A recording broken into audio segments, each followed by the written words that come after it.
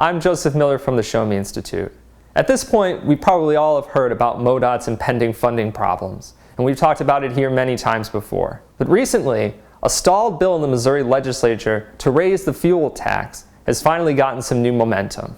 The proposal in the bill is to raise the regular fuel tax by 1.5 cents and the diesel fuel tax by 3.5 cents. That would raise enough money for MoDOT to match federal funds and stave off the funding crisis for at least a few years. Raising the fuel tax is a fair and economically sound way of funding the state highway system.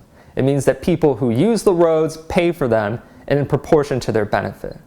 And raising the diesel fuel tax higher than the regular gasoline tax makes a lot of sense too, because diesel fuel tax is mostly used by interstate truckers, and those trucks do a lot more damage to the road per gallon than a regular car will.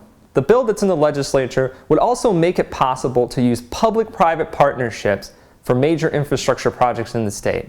That means that even though the state will not have enough money to do major projects like I-70, it can bring in capital and expertise from the private sector so that they can rebuild the highway and recoup the cost through tolls.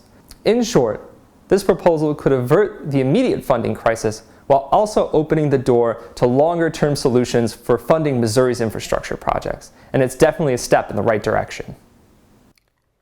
We have several events coming up at the Show Me Institute. In May, we'll have a policy breakfast here in St. Louis.